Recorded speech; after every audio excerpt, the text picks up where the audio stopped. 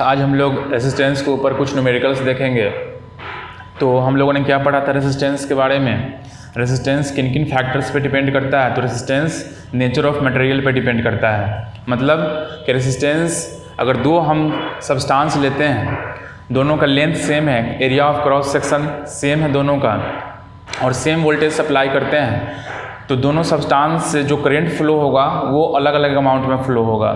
जो ये साबित करता है कि रेसिस्टेंस V और I पे डिपेंड नहीं करता है, रेसिस्टेंस नेचर ऑफ मटेरियल पे डिपेंड करता है। Resistance substance to substance vary करता है, एक बात। दूसरी बात, रेसिस्टेंस जो होता है लेंथ पे डिपेंड करता है कि लेंथ अगर हम बढ़ाते हैं किसी वायर का तो क्या हो जाएगा, रेसिस्टेंस भी साथ में बढ़ेगा। अगर लेंथ को दुगुना करते हैं तो रेसिस्टेंस भी दुगुना हो जाएगा। रेसिस्टेंस हमने तीसरा पॉइंट पढ़ा था, रेसिस्टेंस इन्वर्सली प्रोपोर्शनल होता है एरिया के। अगर किसी वायर का एरिया को अगर हम दोगुना बढ़ा देते हैं तो रेसिस्टेंस हमारा आधा हो जाता है। तो अभी जो भी बातें मैंने किया उससे हम क्या इन्फ्रेंस निकाल सकते हैं कि अगर हमें हायर रेसिस्टेंस का वायर चाहिए तो हमें उसका लेंथ ज़्यादा रखना होगा।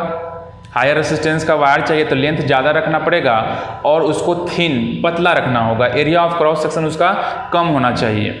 और अगर हमें लोअर रेसिस्टेंस का वायर चाहिए तो उसे हमें छोटा रखना पड़ेगा और थिक रखना पड़ेगा, छोटा और मोटा रखना पड़ेगा। ठीक है, ये बात हुई।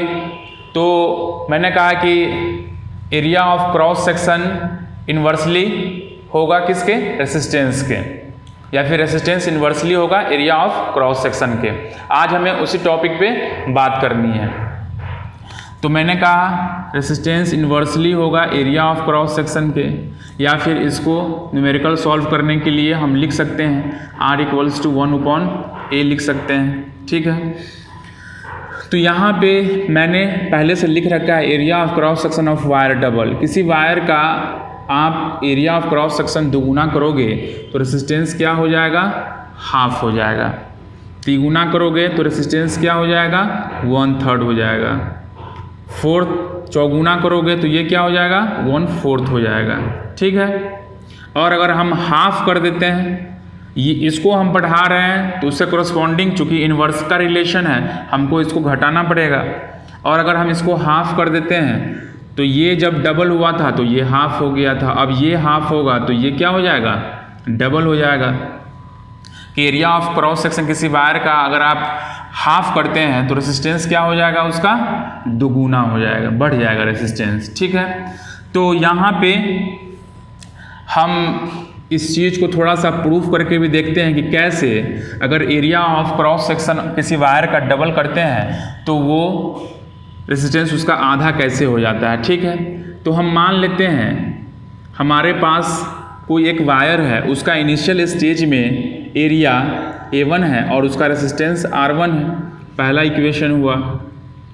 अब उसके एरिया को दोगुना करने जा रहे हो तो ये क्या हो जाएगा, ये हो जाएगा।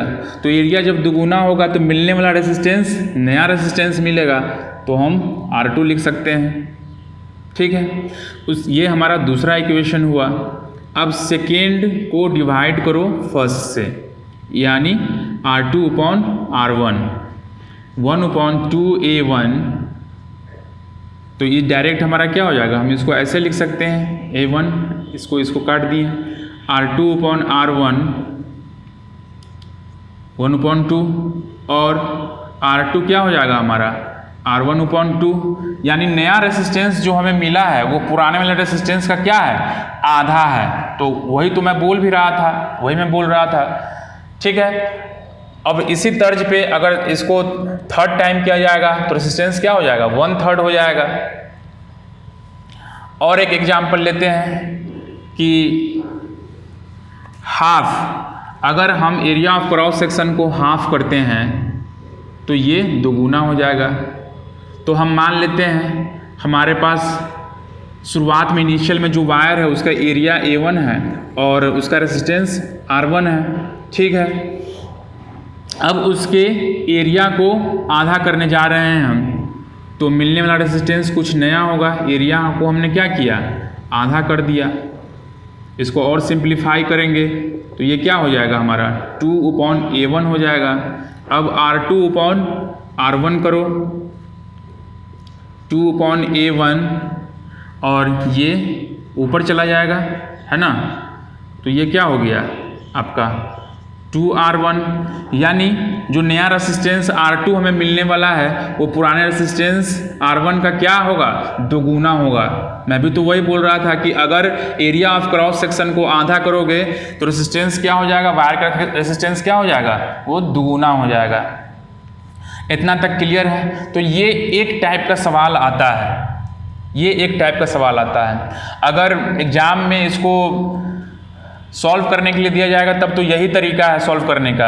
अगर ऑब्जेक्टिव क्वेश्चन में इस तरह का क्वेश्चन अगर डाला जाता है तो आप यहाँ से पकड़ सकते हैं कि डबल किया गया है, इन्वर्स का रिलेशन है, दोगुना आधा, तिगुना 1/3, चौगुना 1/4, और ये आधा अगर हो गया तो डबल, 1/3 तो वो 3 गुना। बस इसको थोड़ा सा ध्यान में रखेंगे, हमारा आराम से जो है ऑब्जेक्टिव हम सॉल्व करिए, इस प्रोसेस से हम बच जाएंगे। और अगर सॉल्व करने के लिए दिया जाता है तो बाकायदा इसको ये करना पड़ेगा, ठीक है। अब इसमें जो एक और टाइप का न्यूमेरिकल बनता है वो डायमीटर के ऊपर बनता है। अगर सिर्फ और सिर्फ रेसिस्टेंस और एरिया के बारे में बात हो रही है तो आपको ये काम करना होगा, और अगर डायमीटर उसमें इंक्लूड कर दिया तब थोड़ा सा इससे डिफरेंट जाना होगा, क्योंकि डायमीटर जो होता है किसी रेसिस्टेंस का जो, तो उसके बारे में हम बोल सकते हैं resistance of wire is inversely proportional to the square of its diameter.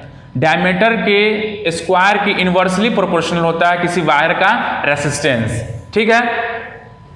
तो इसको जो मैंने बोला कि किसी वायर का रेसिस्टेंस जो होता है वो डायमीटर के स्क्वायर के इनवर्सली प्रोपोर्शनल होता है, उसको थोड़ा सा हम देखने का प्रयास करते हैं। इसको मिटा रहा हूं।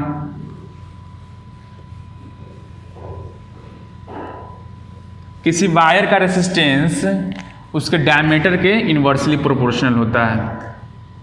तो हमारे पास तो यही है फिलहाल शुरुआत में। अब हमको कह रहा है कि एरिया से काम नहीं चलेगा, एरिया के अंदर जो रेडियस मिलता है, जो डायमीटर मिलता है, उस पे आओ। तो कोई भी वायर है उसका क्रॉस सेक्शन एरिया देखते हैं हम तो उस सर्कल के ही फॉर्म में होता है। तो हम क्या लिख सकते हैं, R = एरिया को हम क्या लिख सकते हैं, πr², और क्या लिख सकते हैं, R = को क्या लिख सकते हैं, रेडियस क्या होता है, डायमीटर का हाफ होता है, तो d/2 का होल स्क्वायर। इसको और क्या लिख सकते हैं,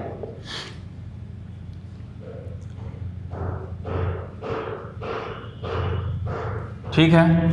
इसको और क्या लिख सकते हैं, 4/d² पाई, 4/d² पाई। अभी हमने कुछ किया नहीं, बस इसी को एलेबरेट किए हैं, डायमीटर के फॉर्म में लाए हैं, तो कुछ इस तरह का वो बनेगा। अब डायमीटर ऑफ वायर को डबल कर दिया जाए, डायमीटर ऑफ वायर को डबल कर दिया जाए, डायमीटर ऑफ वायर को डबल कर दिया जाए तो रेसिस्टेंस क्या हो जाता है, 1/4 हो जाता है। या फिर अपोजिट सोच सकते हैं, किसी वायर के रेसिस्टेंस को अगर 1/4 कर दिया जाए तो इस बार एरिया नहीं, डायमीटर उसका क्या हो जाएगा, देखो स्क्वायर से इन्वर्स हो रहा है तो 2 का स्क्वायर क्या होता है, 4। तो चूंकि इसको घटना है, इन्वर्स का रिलेशन है, इसको घटना है तो 1/4 हो जाएगा। और अगर ये दे दे कि 1/4 है रेसिस्टेंस, 1/4 हो गया, वायर का डायमीटर कितना होगा, तो फिर 4 का स्क्वायर रूट क्या होता है, 2, तो हम 2 पे चले आएंगे। तो इस हिसाब से हम सॉल्व करने से बच जाएंगे और ऑब्जेक्टिव क्वेश्चन को बहुत कम समय में हम डील कर सकते हैं, ठीक है। तो हम मान लेते हैं अब इस चीज को हमको प्रूव करना है कि किसी वायर का डायमीटर को अगर दुगुना किया गया तो रेसिस्टेंस 1/4 कैसे हो जाएगा। तो हमारे पास initial condition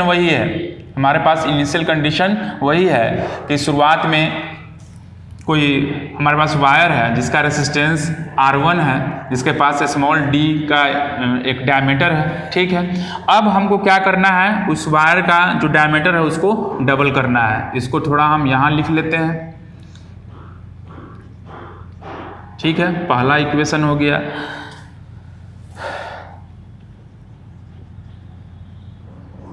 diameter of wire is double, wire के डायमीटर को दोगुना करना है, ठीक है, दोगुना करो 2d का होल स्क्वायर, ठीक है।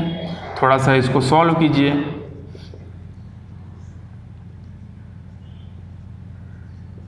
ठीक है। अब 2 को डिवाइड करो 1 से, यानी R2/R1, तो यहाँ तो ये इससे कट ही जाएगा आराम से, d square 1/d² pi,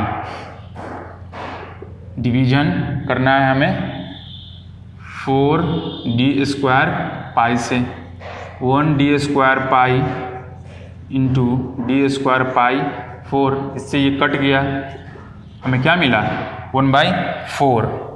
diameter of wire को डबल हमने किया तो हमें रेसिस्टेंस क्या मिल रहा है 1/4 रेसिस्टेंस मिल रहा है। ये क्वेश्चन बहुत इंपॉर्टेंट है, 3 से 4 नंबर में ये क्वेश्चन आपके एग्जाम में सॉल्व करने के लिए आ सकता है। और अगर ऑब्जेक्टिव में आया तो मैंने ट्रिक आपको बता ही दिया है कि इसका जो डायमीटर है इन्वर्सली स्क्वायर, इसका जो रिलेशन है आपस में स्क्वायर इन्वर्सली का रिलेशन है। तो अगर ये डबल हो रहा है तो इसको स्क्वायर करोगे तो चूंकि उल्टा होना है, इन्वर्स होना है, तो ये क्या हो जाएगा 1/4, यहाँ पे 3 रहेगा तो 19 हो जाएगा।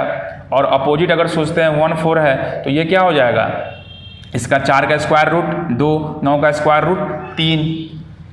इस हिसाब से जो हम चीज़ों को डील कर सकते हैं, ठीक है। तो फिर मिलते हैं हम नेक्स्ट वीडियो में। Thank you very much.